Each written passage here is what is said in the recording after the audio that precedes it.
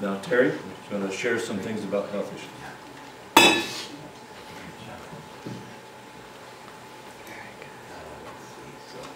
Okay.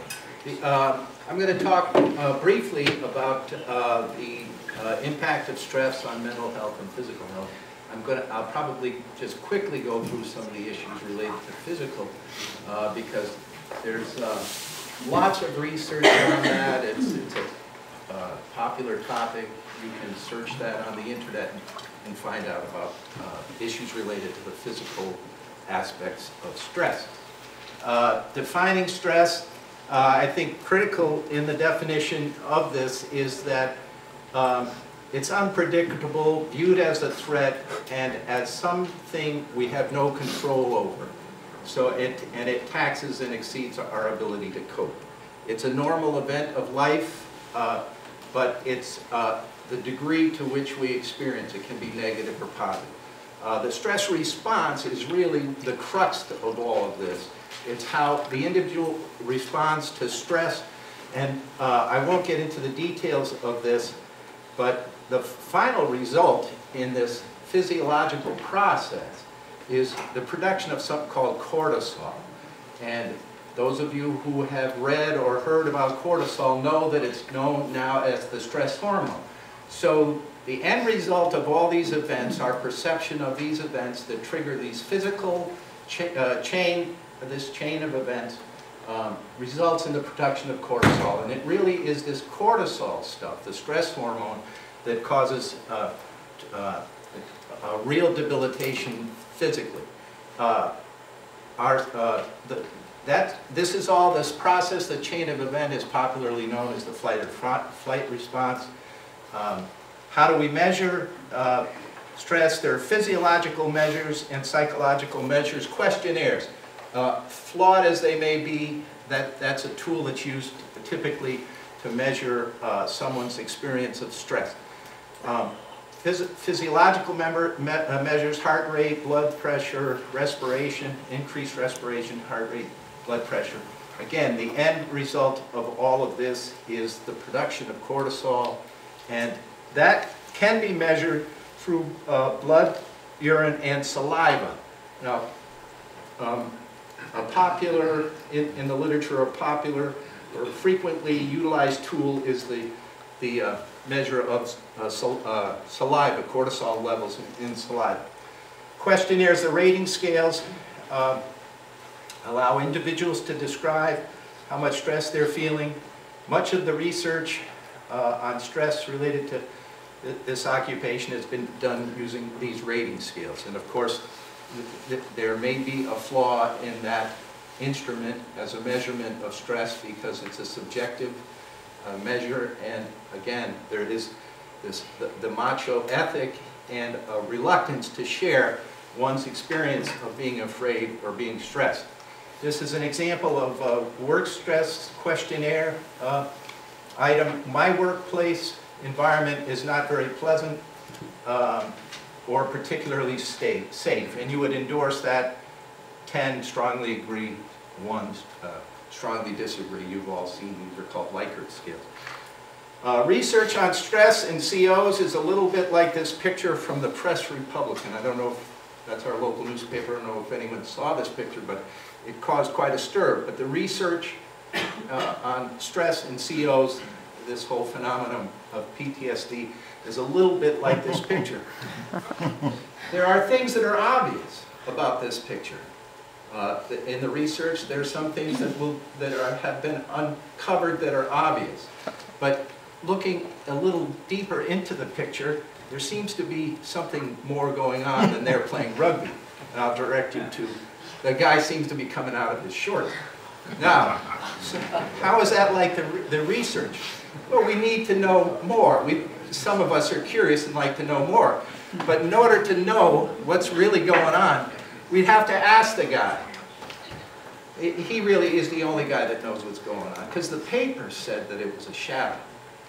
The guy, depending upon how willing he is to divulge, and depending on his perception of the stigma attached to going commando, he might not be willing to. And evidently what I've heard is that this guy says it was a shadow. So, there is that phenomenon.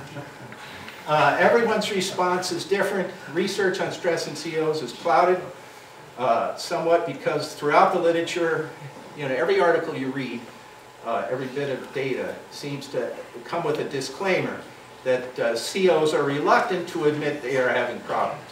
This is despite questionnaires being purported to be confidential. So you get the picture. Gary, in my estimation, is a very brave guy. Very brave. Work-related stress and corrections. I'm going to zip through this. This comes from the research that's been done on stress and corrections, and also a document that was put out by the Justice Department on stress and corrections. Threat of violence, inmate violence, the threat of violence, I mean the potential, that's as frightening to me as getting right in the mix of it. I think sometimes what Gary has described is, in the heat of battle, you're ready and you're willing to do battle and you're going to do it and you're going to be sure your buddies aren't left behind and there's this ethic and, you're ready to fight. But, from my experience working in mental health, the anticipation of somebody might go off is as nerve-wracking as when they're going off and you're having to confront them. Inmate demands and manipulations, problems with coworkers like any other job. This is where it is a lot like any other job, getting along with your buddies. And role ambiguity, paperwork, shift work, gang activity. Now a brief word about violence. You guys, I had never seen one of these up close and personal. These guys have to contend with that daily. So the violence, this is not like society. This is, a highly concentrated group and working and living in very close proximity. In a 20-year career, a CO can expect to be assaulted at least twice, if not more. That's kind of a minimal estimate. In the preceding decade, the number of attacks on COs, the preceding decade, the number of attacks on COs jumped by nearly 1/3. 33.5% of assaults in prisons are on COs by inmates. In a recent survey, 99.9% of COs responding had witnessed a violent act. Now, kind of keep that one in mind. Witnessed a violent act, because we'll talk about PTSD. And average number of violent acts witnessed by this group was 30. This survey came from a group who had, on the average, 13 years experience. So in 13 years, on the average, so there's a bunch that had more and there's a bunch that had fewer, you can expect to see 30 acts of violence. Sources of stress continued: understaffing, overcrowding, unpleasant work environment, high levels of turnover, budget cuts, fear of termination, isolation in the community. Just a brief word about what Jeff and Gary both talked about, this feeling of being isolated. Baboon studies suggest that in the hierarchy and in the social world of baboons, there's an isolation process that's part of the socialization. And the baboons that are isolated die. Pretty dramatic. Stress from outside the system, the stereotypes, poor public image, the media, movies. This goes to, I think, the public perception of how dangerous it is. It's ranked down near the bottom. It's ranked below painter. And, firefighters, taxi drivers ranked above. The data doesn't, the real world data, the research doesn't support it at the bottom of the list of most dangerous works. Shawshank Redemption, it's on TV more than A Wonderful Life. It's a great movie, I watch it. It is, I mean, it's on all the time. It doesn't depict the profession in a very positive light, particularly the warden. Mm-hmm. I think I watch it every year. There's been some effort to kind of try to target what are predictors of stress, and the results. This is a very comprehensive study of all the research that was done. It's called a meta-analysis. People looked at other research and the data that was derived from that research. And there's not much, I would say, of all this. You know, again, it's like that picture of the rugby guys. Some of it's really obvious. Your perception of how dangerous your job is seems to predict how much stress you experience. So if you're thinking this is a very dangerous job, you're likely to experience more stress. Amount of contact with inmates, which seems implausible to me, did not predict stress.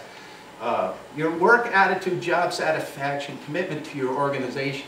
If you were gung-ho and you were satisfied in your job, you were likely not to experience a lot of stress. What are the consequences of prolonged and intense stress? Obviously physical and mental health. We talked about the cortisol and the stress response. Specifically, impaired cognitive functioning, suppressed thyroid, blood sugar, decreased bone density, decrease in muscle tissue, high blood pressure. It's all cortisol. Health problems continue. It impacts your immune system. The last big chunk is about how you store fat and heart disease. Cortisol is known as a big culprit in how we store fat and the problem related to obesity and heart disease. What is the impact of stress on mental health? There's not a lot of good research. Somebody needs to be asking more questions. You know, was that his junk hanging out of the thing? We need to know more about it. But a recent survey by the counseling organization, Cop to Cop, found that 25% of correction officers reported symptoms of depression. So it's not everybody. The guy who wondered, you know, he's got a pal who's not experienced this stuff. It's not everybody, but 25. The guess would be, you know, considering this dilemma of guys are not willing to say they're having these issues, might suggest that that's a low number. This, to me, is shocking. Suicide rate among COs is 39% higher than the national average. That's just bizarre. New Jersey prison guards commit suicide at a rate higher rates than police officers and the general population. That was from a task force that was convened last year in New Jersey. According to John Carr, clinical supervisor of Rhode Island's Department of Corrections Unit, correctional officers are 3 times as likely to kill themselves than to be killed on the job. Burnout defined, just quickly, emotional exhaustion, depersonalization, lower sense of personal accomplishment. There's not a lot of good research on burnout. You know, again, what you see is what you get. Stress and burnout seem to go together. Stress training can mitigate burnout. COs who have military training may experience less burnout. Females express or exhibit greater levels of personal accomplishment than males, although they have higher levels of emotional exhaustion. That's a societal issue, you know, and it's been talked about a lot. PTSD defined. It's a mental health condition that's triggered by a terrifying event. Act of violence, you know, the blood being thrown out, the cutting. So it's triggered by a terrifying event. Symptoms may include flashbacks, nightmares, and severe anxiety, as well as uncontrollable thoughts about the event. You guys, if you've heard it related to other occupations, then you're aware. But 39%, again, this is understudied. People need to look more closely at these issues. The best study that I found, the best research, found that 39% of COs, according to this nationwide survey, met the criteria for PTSD. I think the beauty of this, although it's flawed in terms of research methodology, is that it was an online survey conducted by an outreach support group in Colorado. But they got a large number of respondents.